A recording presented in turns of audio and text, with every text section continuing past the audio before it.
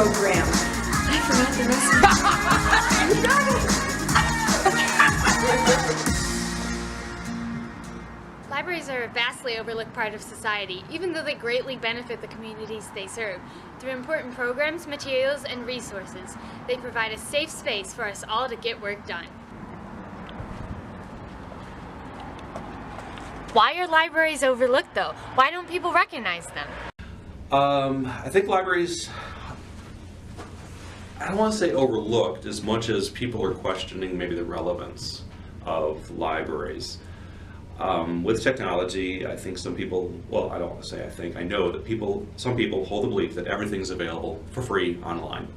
And that's a big distinction too, that yes, there's a lot available online. I can buy ebooks all day long if I have the resources, but you know what? I don't need to buy the ebooks because they're available through the library, both maybe in print and in ebook format. More important, I think, is just the instruction that we can provide in not just how to access materials, but also how to use them. Again, going back to our mission statement, using information efficiently, using it effectively, and ethically. There's a good sense of community for people that come here that wouldn't have the opportunity to meet people or do certain things. I mean, a lot of people don't have internet access, and that the library gives it to them.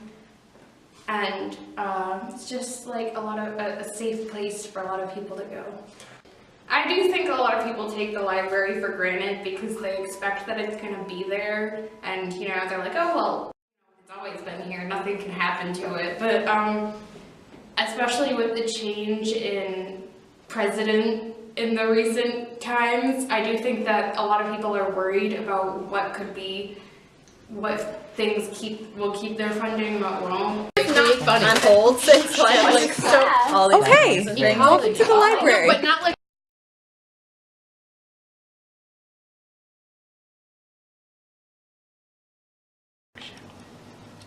In this room, you'll see children laughing and smiling. Unlike the rooms of our politicians, which are filled with broken dreams and the tears of infants. Oh look, a trash can. Kind of like our country when politicians take away funding for libraries.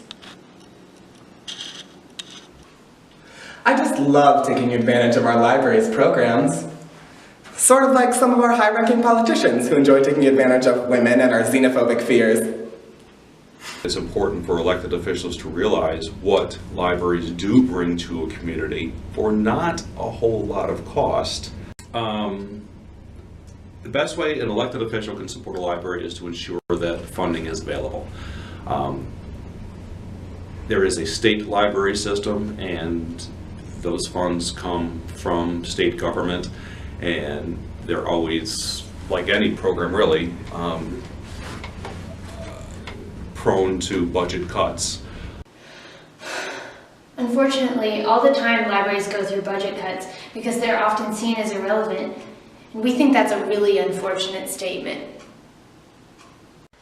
We definitely do. It's hard because people do think that libraries are dying. They don't think they're as important to everyone anymore. And the people that probably think that aren't here seeing that, you know, we have children checking out books and even playing some games downstairs and doing puzzles, or teens in the teen room printing out homework or doing homework or just hanging out and getting books, or the adults that don't have a job and need the internet to try and apply for things because they don't have it at home. If our budget was cut, you know, it would come out of different areas. So we wouldn't be able to buy as many materials for the collection. We're very lucky in that our programming budget is decent compared to most places. So we would still have programs, we just wouldn't be able to offer, you know, as many things that we'd be able to buy. If our budget increased, I would buy tons of books.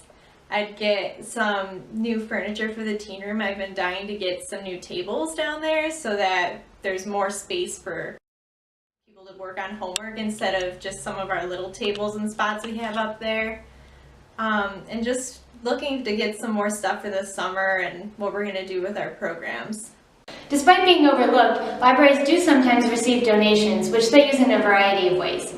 I've observed donation opportunities and just in general, people coming for like the book sale. They have 2 a year, and it's like a major source of income for the library because there's so many books and people love it because it's like each book is like $1, so it's really cheap and an opportunity for people to get books that they don't have to return to the library without paying full price.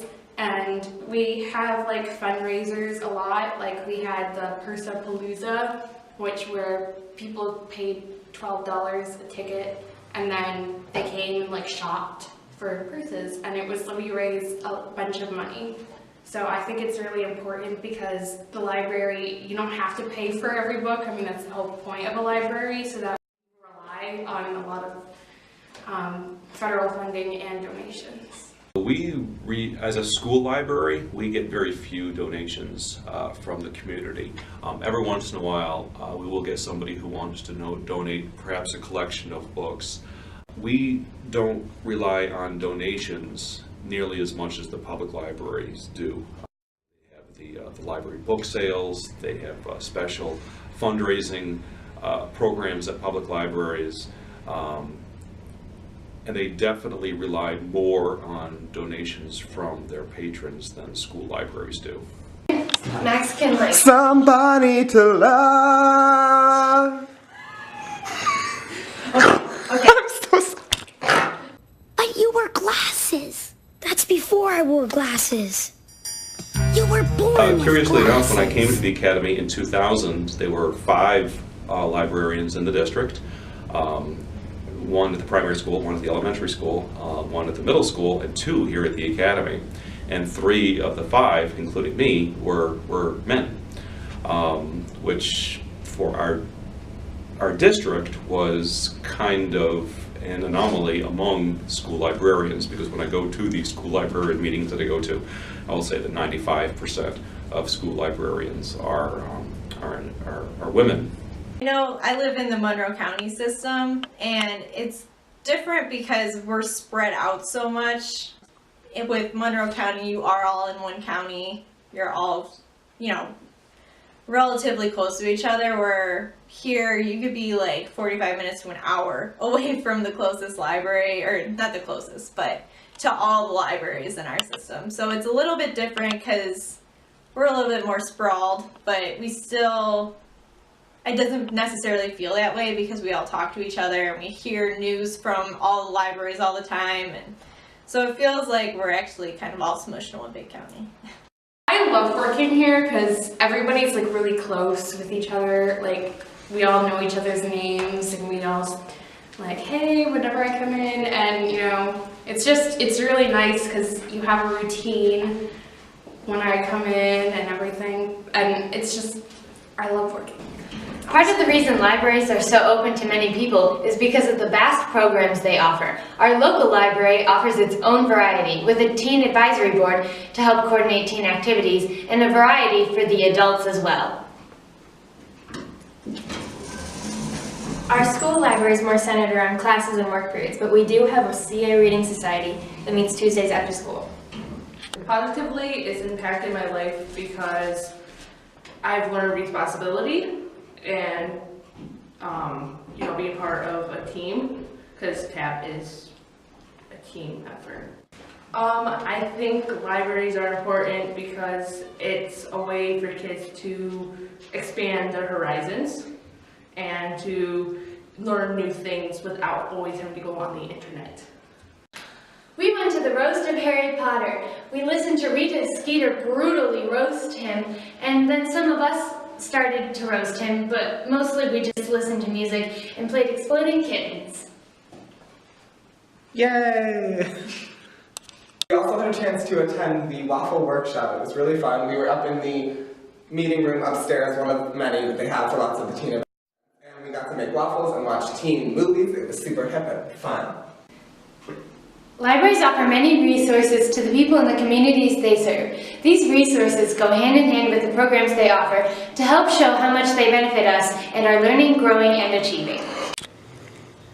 This is the Storytime Room, where Mrs. Ferris reads fun books to the kids for pajama story time. Like Green Eggs and Ham. Wrong book, you fool! It's a really fun place for kids to hang out and just enjoy the books at the library with some fun pals.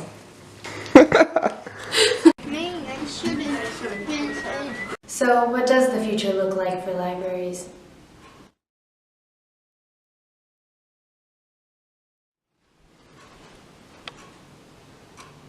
I feel like people think that it's just a place to get books, but there's so much more that's offered. And I mean, I really think that without the library, I wouldn't be the person I am today. So I feel like everybody should be more grateful for the library and other places like it. I think it will evolve. I think if you come back in 10 years, you would not recognize the library. I foresee us getting rid of at least half those books and becoming more and more digital, with tablets all over the place, with Chromebooks all over the place, where students can come in and just pick something up and then have access to everything that is in the library just from one device. I mean, technology hasn't necessarily hurt us, and if anything, it's just helped us provide more resources to the people who need it.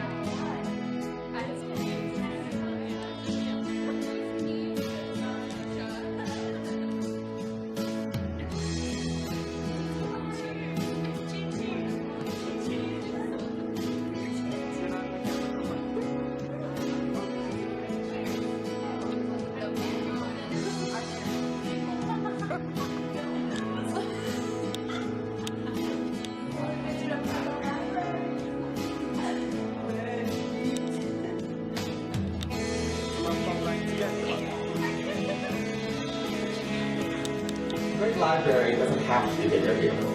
It doesn't have to have the best facilities or the most efficient staff or the most users. A great library provides. It is enmeshed in the life of the community in a way that makes it indispensable. A great library is one nobody notices because it's always there and it always has what people need. Vicki Myron wrote that for Dewey, the Small Town Library Cat Who Touched the World. Her book about the library in the town of Spencer and a cat that helped her with her life at the time. Malala once said, "A city without a library is a graveyard."